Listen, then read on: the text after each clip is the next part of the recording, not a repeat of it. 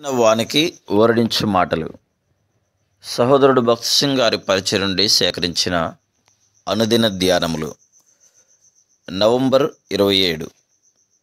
నేడు మీరు ఆయన శబ్దమును వినని ఎడల మీ హృదయములను కఠినపరచుకొనకుడి. హెబ్రీ 3:15.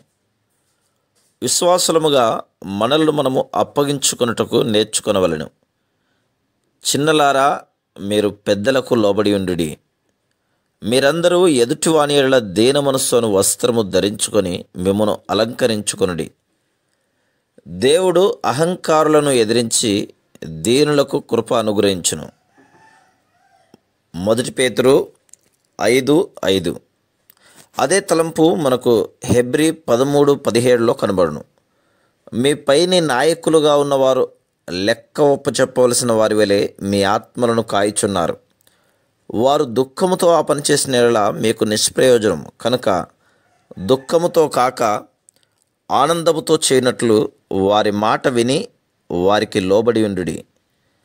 మనం సహవాసములో కలిసి జీవించుటకు, లోబడి ఉండుటకు, ఒకరి నిమిత్తం ఒకరు ప్రార్థించుటకు, మన అవసరతముల కొరకు పెద్దల ప్రార్థన సహకారమును వెదుకుటకు మనం నేర్చుకొనవలెను.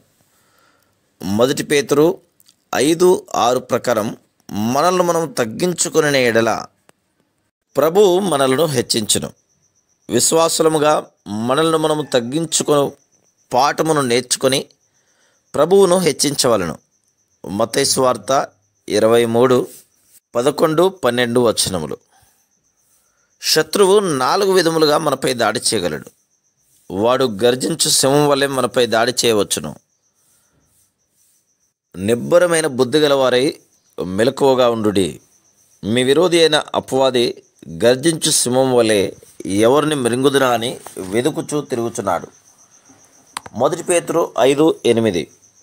రెండవదిగా, వాడు మనపై క్రూరమైన తోడేలు వలె దాడి చేయును. అపోస్తల కార్యములు 20:29. మూడవదిగా, వాడు వరద వలె వచ్చును. యెషయా గ్రంథం 59:19. నాలుగవదిగా, వాడు వెలుగుదూత వలె వచ్చును. 2 కొరింథీ 11:14. నిబ్బరముగా, మెలకువగా, ప్రార్థనాపూర్వకముగా ఉండుట ద్వారాను, దీనత్వము, పట్టుదల, సహనము ద్వారాను మనము శత్రువును ఓడించగలం. 1 పేతురు 5:10లో శ్రమలను మన జీవితంలో దేవుడు ఒక ఉద్దేశం నిమిత్తం ఎట్లు అనుమతించెనో చూస్తుమే. తన నిత్య మహిమకు క్రీస్తునందు మిమ్మల్ని పిలిచిన సర్వకృపానిధియగు దేవుడు కొంచెము కాలం మీరు శ్రమపడిన పిమ్మట తానే మిమ్మల్ని పూర్ణులనుగా చేసి స్థిరపరచి బలపరచును. దేవుడు మనలను శ్రమల ద్వారా పరిపూర్ణతలోనికి నడిపించును. రెండవదిగా, ఆయన మనలను విశ్వాసములో స్థిరపరచును.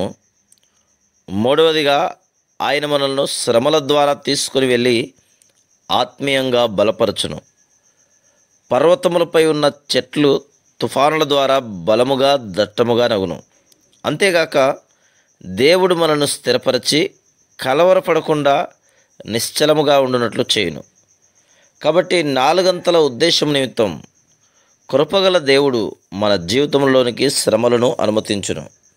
మనము ప్రతి శ్రమలో, ప్రతి కష్టములో ఆయన కృప కొరకు వేడుకొనవచ్చును గనుక ఆయన కృపగల దేవుడని పిలువబడుచున్నాడు.